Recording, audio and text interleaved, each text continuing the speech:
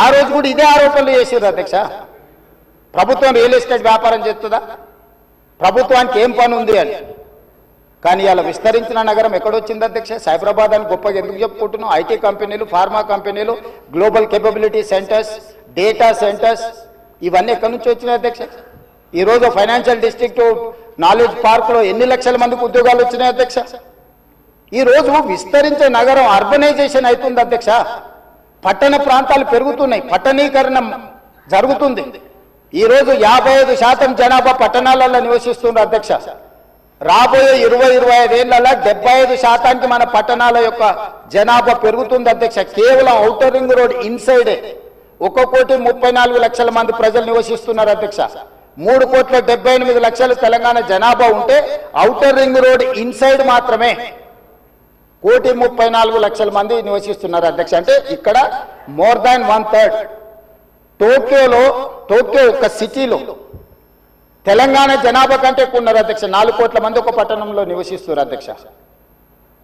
ఈరోజు ప్రపంచం అంతా పట్టణాల వైపు వేగంగా విస్తరణ జరుగుతుంది.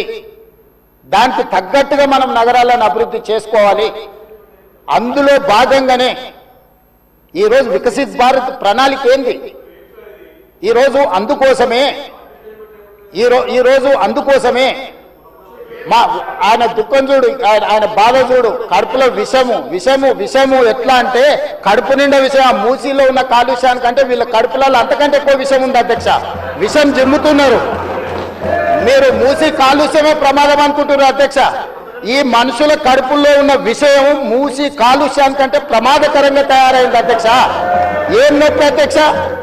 నేను ఎవరినైనా విమర్శించిన అధ్యక్ష? నేను ఈ ప్రభుత్వం ఏం కార్యక్రమాలు చేపట్టబోతుందో సభలో సభ్యులు మాకు తెలవాలని అడిగినారు. పాయల శంకర్ గారు ఏమడిగినారు అధ్యక్ష? మేము సభ్యులము, ప్రభుత్వం ఏం చేస్తుందో మాకు వివరించండి, మేము కూడా మా చేతనైనా సాయం చేస్తామని మాట్లాడినారు అధ్యక్ష. నేను వివరాలు చెప్పే ప్రయత్నం చేస్తే విషయం ఎందుకు కక్కుతున్నారు అధ్యక్ష? ఈరోజు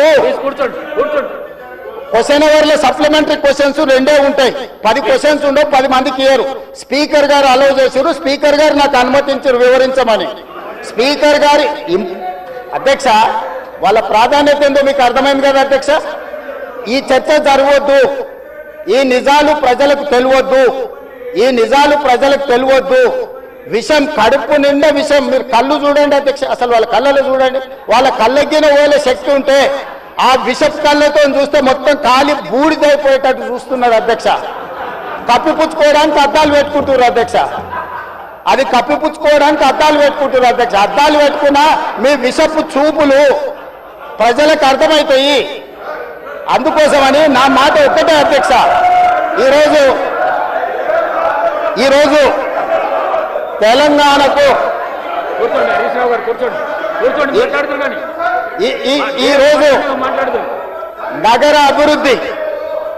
ఈరోజు నగర అభివృద్ధి చేయడం మా బాధ్యత.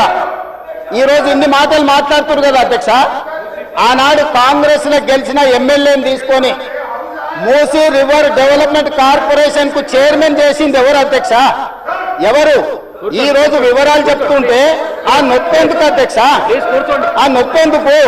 మీరు అనుమతి ఇచ్చిన తర్వాత వాళ్ళెవరు అధ్యక్ష ప్రశ్నించనికే? వాళ్ళెవరు సభ్యులు? ఈ రోజు అక్బరుద్దీన్ ఓవైసీ గారు, పాయల శంకర్ గారు, లేకపోతే కాలేరు వెంకటేష్ గారు. ఆ కాలేరు వెంకటేష్ గారినైనా చూసి నేర్చుకోండి, కనీసం ఒక అవగాహన వస్తుంది. స్పష్టంగా నేను అంబర్పేట పోయినప్పుడు చెప్పిండు, 100% అంబర్పేట శాసనసభ నియోజకవర్గంలో మేము మూసీ నది ప్రక్షాళనకు సహకరిస్తాము. మా పేదలకు అందరికీ మంచి ఇండ్లు కట్టించండి, మా ప్రభుత్వ కార్యాలయాలు కట్టించండి, మా ప్రాంతాన్ని అభివృద్ధి చేయండి. నేనే ముందు భాగాన నిలబడి మూసీ నది ప్రక్షాళనకు సహకరిస్తానని అంబర్పేట ఎమ్మెల్యే కాలేరు వెంకటేశ్వర గారు ముందుకు వచ్చి బహిరంగంగా మైక్లో చెప్పిండు. నిన్నగాక మొన్న వచ్చి నన్ను కలిసి చెప్పిండు. ఆ పక్కనే ఉప్పల్ ఎమ్మెల్యే లక్ష్మారెడ్డి గారు వచ్చి కలిసి, సార్ మా ప్రాంతాన్ని అభివృద్ధి చేయండి, మూసీ నదిని ప్రక్షాళన చేయడం ద్వారా మా ప్రాంతానికి ఉపయోగపడుతుంది, మీరు చాలా మంచి పని చేస్తారు, మీరు వేగంగా ముందుకు వెళ్ళండి, మా వైపు నుంచి మీకు ఏం సహకారం కావాలని చెప్పి ఆ శాసనసభలో వచ్చి కలిసిరు అధ్యక్ష. ఇవాళ నేను ఒకటే అడుగుతున్నా అధ్యక్ష, ఈ రోజు మూసీ నది ప్రక్షాళన చేసుకుంటే నల్గొండ ఈరోజు మూసీ నది ప్రక్షాళన మేము చేస్తున్నామంటే మీరు చెయ్యాలంటున్నా వద్దంటున్నా ఒక్క మాటలో చెప్పండి. మీరు చెయ్యాలనుకుంటే ఏమి చెయ్యాలో సూచన ఇవ్వండి, వద్దంటే మీ కడుపు మంట ఏందో చెప్పండి, తెలంగాణ ప్రజలు నిర్ణయించుకుంటారు. అందుకే ఈరోజు మూసీ నది పరివాహక ప్రాంతాన్ని నైట్ ఎకానమీగా మారుస్తా అని చెప్పిన అధ్యక్ష. పట్టణం అంతా రాత్రి 9 గంటలకు నిద్రపోతే రాత్రి 9 గంటల నుంచి ఉదయం 6 గంటల వరకు మూసీ నది పరివాహక ప్రాంతంలో నైట్ ఎకానమీని రివైవ్ చేసి అక్కడ హోటల్స్, ఆఫీసులు, అదే విధంగా ఫుడ్ కోర్ట్స్, కల్చరల్ యాక్టివిటీస్ వీటన్నిటిని కూడా ప్రపంచ స్థాయి నగరంగా మార్చడానికి నైట్ ఎకానమీని ఓపెన్ చేయబోతున్నామని చెప్పినాం అధ్యక్ష. ఆ ప్రాంతంలో ఉన్న ప్రతి వాళ్లకు, నష్టపోయే వాళ్లకు అత్యధికంగా నష్టపరిహారం ఇచ్చి బ్రహ్మాండమైన కాలనీలు కట్టించిస్తాం అధ్యక్ష. ఈరోజు వాళ్ళు ఏ పరిస్థితి లేనోళ్ళు, ఏ దిక్కు లేనోళ్ళు, సర్వం కష్టాలలో మునిగేటోడే మూసీ పక్కన పోయి ఇల్లు కట్టుకుంటాడు అధ్యక్ష. మూసీలో ఉండే దోమలు కానీ, కంపు కానీ, అక్కడ ఉన్న వాతావరణం కానీ, శవాలు కొట్టుకొస్తుంటే ఎవరైనా అక్కడ ఉండాలనుకుంటారు అధ్యక్ష. ఏ పేదోడైనా మీరు చెప్పండి అధ్యక్ష. ఒకప్పుడు నందనవనం కట్టింది కదా అధ్యక్ష, మూసీ నదిలో ఉన్న వాళ్ళని తీసుకెళ్లి. ఈరోజు ఆ ప్రాంతంలో నందనవనం మనం పోయినప్పుడు ఎంతమంది జిల్లాల నుంచి వచ్చిన వాళ్ళు ఉన్నారు అధ్యక్ష. ఎల్బీ నగర్ ఎమ్మెల్యే గారికి తెలుసు, నందనవనం ఆ కాన్స్టిట్యున్సీనే వస్తుంది. ఈరోజు మూసీ నది పరివాహక ప్రాంతంలో ఉన్న పేదలకు మంచి వసతులు కల్పించి, వాళ్ళ పిల్లలు చదువుకోవడానికి మంచి పాఠశాలలు ఇచ్చి, వాళ్ళకు ఉద్యోగ ఉపాధి అవకాశాలు కల్పిస్తామని మేమంటే లేదు, అది అట్లనే ఉండాలి, తరలించడానికి వీల్లేదు, కట్టడానికి వీల్లేదు, మేము అడ్డం పండుకుంటాం, మేము నిలువు పండుకుంటాం అన్నారు. మరి మన వర్షాలు వచ్చినప్పుడు పోయి పండుకునేది ఉండే అధ్యక్ష, పోలేదు. ఏమి లేనప్పుడు పోయి ఆ పక్కన ఉన్న కాలనీలలో పండుకొని వచ్చారు అధ్యక్ష. ఇప్పుడు ఉండమని ఉంది అధ్యక్ష నెల రోజులు.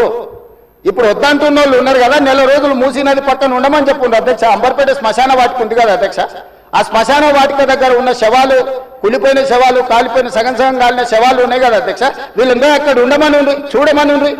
ఏ దుర్భరమైన పరిస్థితి ఉందో అర్థమవుతుంది, ఏ దుర్భరమైన పరిస్థితుల్లో ప్రజలు ఉన్నారో అర్థమవుతుంది.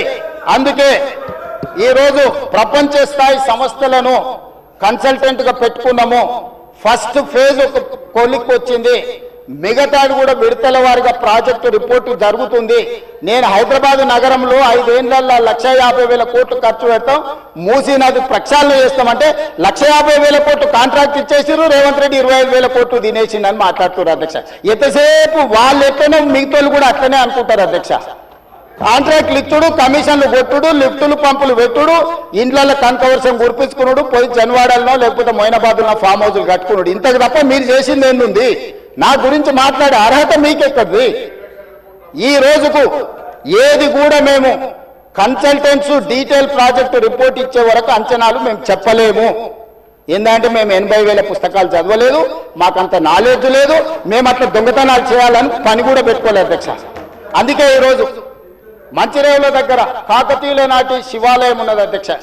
850 సంవత్సరాల పురాతనమైన శివాలయం మంచిరేవుల దగ్గర ఉంది అధ్యక్ష. గ్రేహాండ్స్ ల్యాండ్ ఉందా, ఈ రోజు అక్కడ శివాలయం కట్టదలుచుకున్నాం అధ్యక్ష. మన సంస్కృతిని కూడా పునరుద్ధరిస్తున్నాం. ముందుకు వచ్చిన తర్వాత మక్కా మసీదు ఉన్నది, ఒక అంతర్జాతీయ స్థాయి మసీదును అక్కడ కట్టదలుచుకున్నాం అధ్యక్ష. నదీ పరివాహక ప్రాంతంలో ముందుకు వస్తే సిక్ చావుని గౌలిగూడ దగ్గర ఒక అద్భుతమైన స్వర్ణ దేవాలయం లాంటి ఒక సిక్ మందిరాన్ని కట్టదలుచుకున్నాం అధ్యక్ష. ఆ విధంగా ముందుకెళ్తే ఉప్పల్ ప్రాంతంలో మెదక్ చర్చ్ లాంటి ఒక అద్భుతమైన చర్చిని కట్టదలుచుకున్నాం అధ్యక్ష. మూసీ నది పరివాహక ప్రాంతంలో ఒక పక్కన దేవుడు ఉంటాడు, ఇంకొక పక్కన అల్లా ఉంటాడు, ఇంకొక పక్కన గురుద్వారా ఉంటుంది, ఇంకొక పక్కన యేసు ప్రభు ఉంటాడు. ఈ 4 మతాలకు సంబంధించి మూసీ నది పరివాహక ప్రాంతంలో మత సమ్మేళనాన్ని చేసి ఒక మత సామరస్యాన్ని అభివృద్ధి చేయడానికి ఈరోజు కార్యక్రమాలు చేస్తున్నాం అధ్యక్ష. అదే విధంగా ఈరోజు ఇంటర్నేషనల్ స్టాండర్డ్స్ లో మనం అక్కడ ఉండే వ్యాపార కేంద్రాలను అభివృద్ధి చేయాలనుకుంటున్నాం అధ్యక్ష. ఈ రోజు నీళ్లు శాశ్వతంగా అందులో ప్రవహించే విధంగా నగరాల నుంచి వచ్చే మొత్తం కాలుష్యాన్ని మొత్తం నియంత్రించి సివరేజ్ ట్రీట్మెంట్ ప్లాంట్స్ పెట్టి ట్రీట్ చేసి ఆ వాటర్ ని కూడా వినియోగించుకోవడానికి ఈరోజు ప్రణాళికలు చేస్తున్నాం అధ్యక్ష. వీటన్నిటికీ అంచనాలు లేకుంటే టెండర్లు ఇచ్చి కాంట్రాక్టర్ల దగ్గర నుంచి మేము కమిషన్లు కొట్టదలుచుకోలేదు అధ్యక్ష. సంవత్సరంన్నర నుంచి నిరంతరం పనిచేస్తే ఇప్పుడు ఒక కొలిక్కి వచ్చినాయి. ఇంకొక సంవత్సరం పడుతుంది మొత్తం డీటెయిల్ ప్రాజెక్టు రిపోర్ట్ తయారు కావడానికి. 5 సంవత్సరాల కోసం కన్సల్టెంట్ కంపెనీని పెట్టుకున్నాం అధ్యక్ష. 5 సంవత్సరాలు ప్రాజెక్టు డిజైన్లు ఇవ్వడమే కాకుండా, అంచనాలు వేయడమే కాకుండా, నిర్మాణంలో కూడా వాళ్ళ సహకారం ఉండాలని చెప్పి ఈరోజు అంతర్జాతీయ స్థాయి కంపెనీలను తీసుకొచ్చి మనం పెట్టుకున్నాం అధ్యక్ష. నేను అందుకే డిపిఆర్ వచ్చిన తర్వాత బడ్జెట్ సెషన్లో మీ అందరికీ డీటెయిల్ ప్రాజెక్ట్ రిపోర్ట్ హౌస్లో ప్రజెంట్ చేస్తా అధ్యక్ష. మీ అందరి సూచనలు తీసుకుంటా, మీ అందరి సలహాలు తీసుకుంటా. నాకు ఇందులో సీక్రెట్ ఏం లేదు అధ్యక్ష. ఒక గొప్ప మంచి ఉద్దేశంతో మూసీ నది ప్రక్షాళన చేయదలుచుకున్నాము. ఇది 4 నదుల అనుసంధానం